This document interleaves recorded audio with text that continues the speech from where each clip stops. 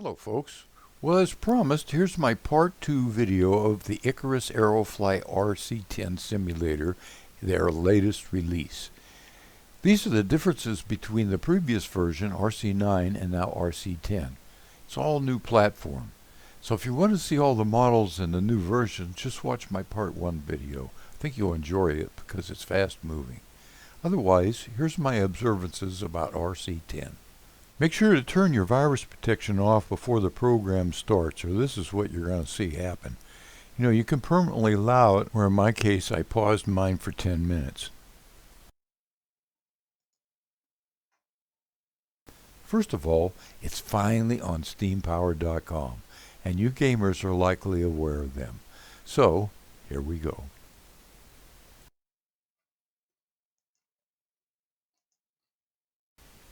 Well, next I must say the new interface for selecting or changing anything in the program with your own personal open source stuff is pretty cool. It's like setting your transmitter, which you need to do first. Here I'm using a Spectrum dongle with an NX8 to connect wirelessly. You can make the transmitter controls do whatever you want, like this. And as before, if you gave the mouse a right click anytime you were flying, the selection circle showed up. And from there you could pick the items by studying the small icons and then selecting things like wind or turning on instruments and moving them around, etc. Well, that was all really cool compared to the earlier versions, but now this is way better than the previous versions. Now you can just simply right-click the mouse or hit F5 anytime in the flight and easily be able to read the menu that comes up on the left. Well, the airplanes are broken down in categories. These are all the models at once. And then, you can adjust the size. Also, when just beginning a flight, there are light icons at the top left of the screen that toggle on and off the stuff, and even an instant replay button. It's pretty cool.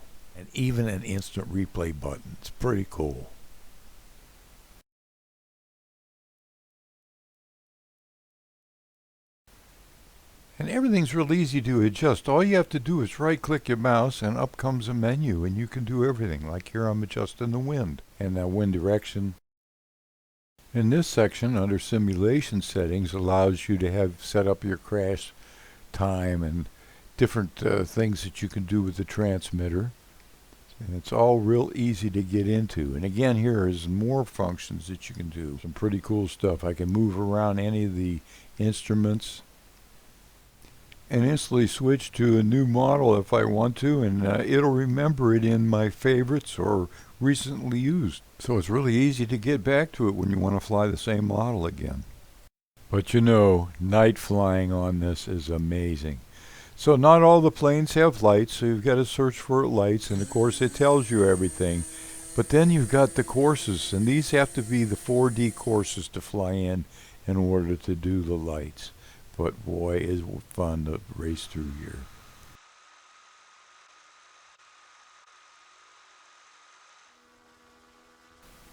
And you can instantly change planes and views and scare the crap out of yourself.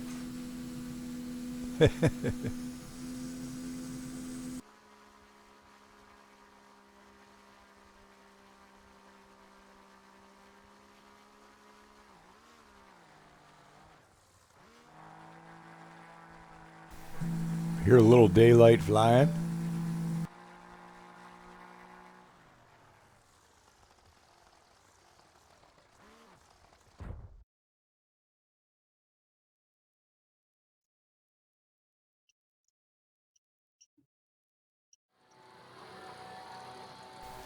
Again, these are 4D flying sites, and where you can adjust the views, be behind or in the aircraft, and fly in the dark by being able to adjust the weather and time. The 4D sites are animated sites, and that's why you can do that. The extremely realistic sites are like the one coming up at Omaha, Nebraska, at the Omaha site.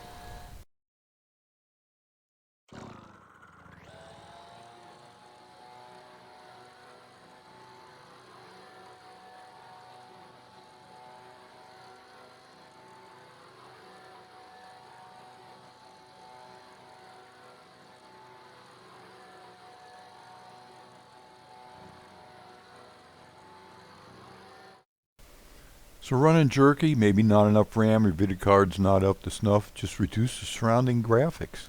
The aircraft still remains full HD. You know, and flying with other pilots online is just a blast. Here's a free-for-all going on. Note the pilot's tags and names, and all the chat box and other things can be turned off, so you got a full, complete screen with nothing on it. And you can also talk to any of the other pilots while you fly. Pretty neat.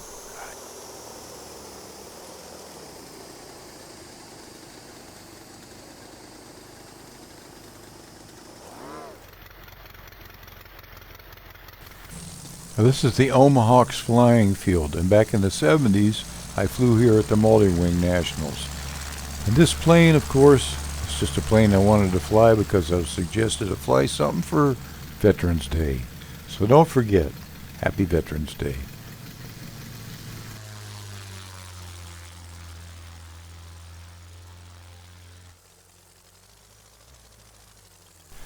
There are sure a lot of parameters that can be changed to set it up to fly just like your rear one if you have one.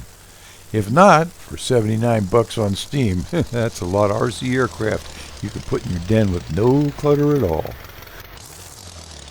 Well, that's about it for this episode, folks. I must say, it flies really pretty smooth. I really like the graphics engine they've got in and the flight physics engine. And the default settings are pretty good, but of course they're all adjustable, so make it fly like your own. So I hope to see some of you online flying with me, maybe reading the race course, and hope you stay safe. This is Dave the Night Flyer, signing off till next time.